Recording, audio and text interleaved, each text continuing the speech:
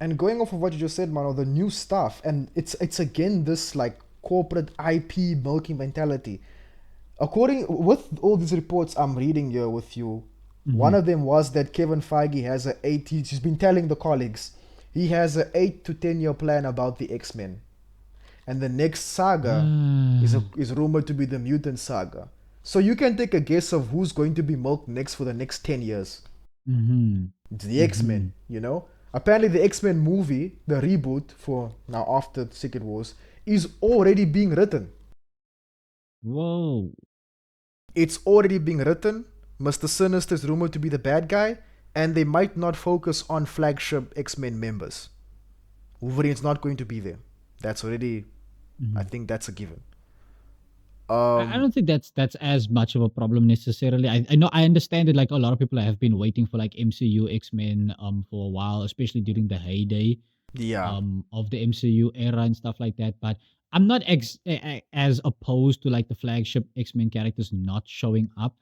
Um, I would even be partial to them introducing new X-Men characters and giving those who might not have received as much limelight in the past, giving them some attention and some love as well.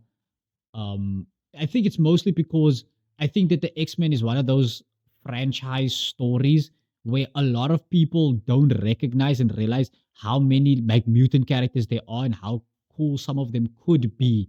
But it's because like we always go back to the good old faithfuls, that a lot of people don't recognize and realize that.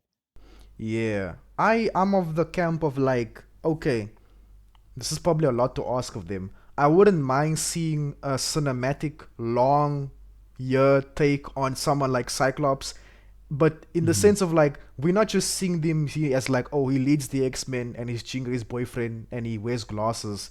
Kind of seeing a character study of him the same way Tony and Steve had with him and maybe whoever's going to be his ride along as a character, which would have been Logan, but we're not doing Logan, I guess. Um, Yeah, yeah. you know who, I think his story arc would be something to the effect of like the price of being a leader, I guess. Like yeah, you're gonna be the punching bag of somebody at some point in a position that he's in, right? Someone's gonna hate you. yeah, just seeing all the X-Men like Jean, Storm, just seeing us have like a real character study of them for 10 years and to see where they start Mm-hmm. and where they end. I'm interested to seeing something like that, you know? Mm-hmm. Um Also, I think that because we're going to start a Fantastic Four franchise and we're going to start a new Spider-Man trilogy. I think the three flagship franchisees or franchises will be the Fantastic Four, the X-Men, and Spider-Man. Which, Mm-hmm. some fans would be like, oh, great, that's the guys, that's the guys from the classic Marvel days in the comics, even, before the Avengers, Yeah. these were the guys, you know. But I guess it will be a matter of like if it's going to be good or not, and what's Oh, gonna as it happen, always is. what's gonna happen with Sam, what's gonna happen with like Bucky and them, like what's gonna happen with Yelena and them, what's gonna Let's happen with have them. She-Hulk season 2 where Sam hires Jen to sue the Thunderbolts for the Avengers copyright. You know, they probably gonna like reference her in Doomsday, being like, "Do you even got a lawyer?" Yeah, I got a lawyer. That new one from New York. Which new one from New York? Bruce's cousin. Oh, the She-Hulk. Yeah, it's like, oh, okay.